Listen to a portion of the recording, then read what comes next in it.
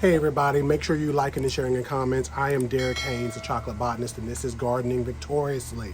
You are seeing what I do to garden victoriously. I can answer your questions in the comments, make videos about certain topics, and I'm focusing on the outdoor stuff. But we can also talk about indoor things. And again, like, share, comment, save, in the instant message, Google Plus. I don't know what the young folks are doing these days. Are they using Morse code now?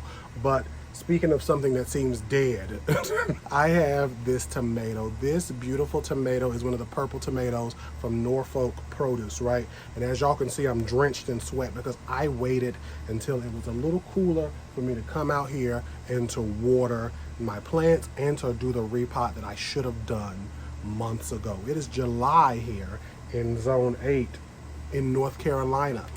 And I should have had this baby in the ground months ago, but I didn't. Why? I had one that I planted months ago. I had a video I was gonna put up. I never did. That video somewhere in my phone. I gotta find it.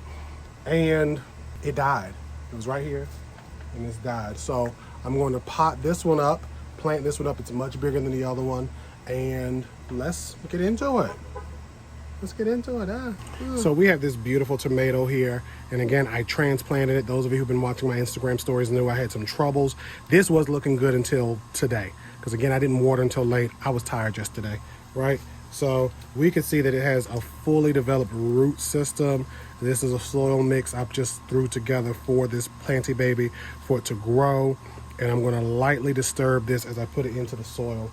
Okay, and even up here on my patio, I can run into some weeds. So I'm gonna get them out of the way. This is just regular grass. The seeds come up here by whatever means. I don't know. Get rid of these real quick, and I'm just gonna plant this baby right here. See what you are. I don't know what this is. I know that's more grass.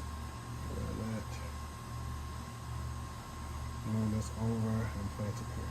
For those of you who are afraid to transplant, I understand y'all afraid y'all gonna mess something up.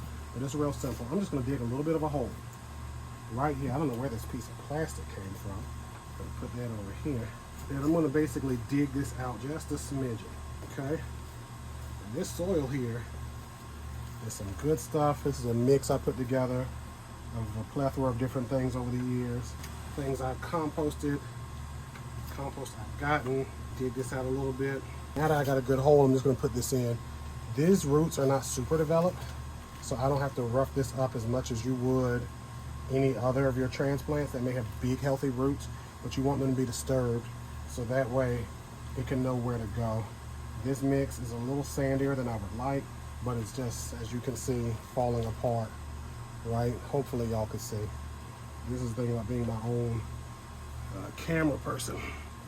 I'm gonna dig this out a little bit more and I'm gonna bury this up.